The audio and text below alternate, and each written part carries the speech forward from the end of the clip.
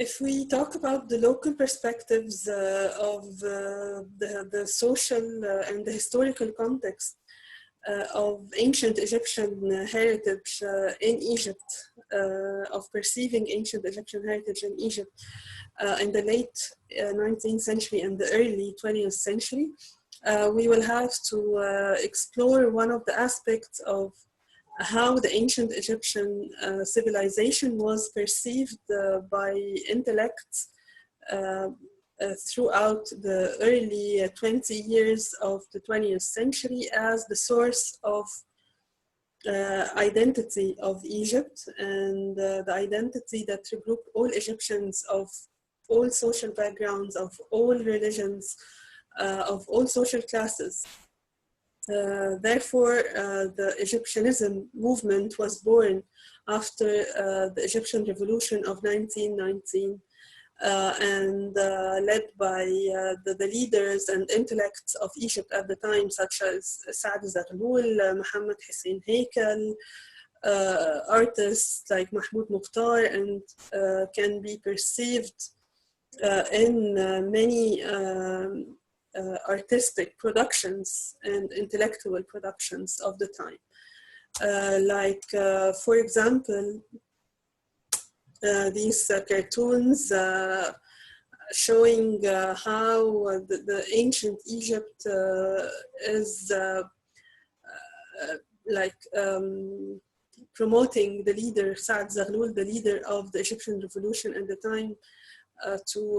lead the Egyptians and to get their inspiration from their identity, their ancient Egyptian identity and ancient Egyptian civilization.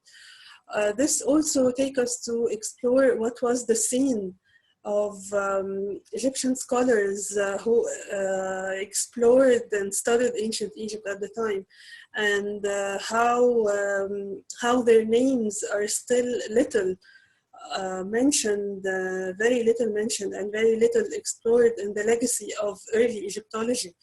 And names like Rifat Tahtawi, Ali Mubarak are very little mentioned as early Egyptologists, early Egyptian Egyptologists. I hope that by the coming years, I can share with you more information from my ongoing research on early Egyptian Egyptologists and the rise of Egyptian Egyptology in Egypt. More known names in the field of Egyptology, early Egyptology, are Ahmed Kamal and Salim Hassan. We find that Ahmed Kamal was not only interested in the scholarly work and scholarly publication, but he was very keen to communicate his knowledge to the wider Egyptian audience at the time and to publish articles for the wider audience, for the general audience, like these examples of from Al-Ahram, from Al-Liwa, the prominent Egyptian newspapers of the time. We also have to explore how the Egyptian state and the colonization, the colonial powers at the time were keen of building and installing and opening the new museums of Egypt, like the Egyptian Museum of Cairo, like the Greco-Roman Museum, the Coptic Museum, and the Islamic Museum. And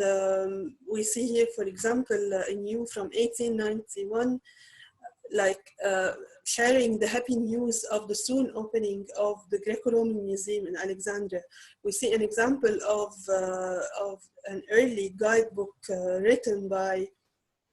Abdullah Abu Saud, one of the Arab scholars living in Egypt at the time, who wrote a small guidebook for the Egyptian Museum in Cairo in Arabic. Exploring the archives of the prominent Egyptian Egyptologists and archaeologists like Salim Hassan opened the huge door of not only exploring the historical scene of archaeological excavations and Egyptology at the time,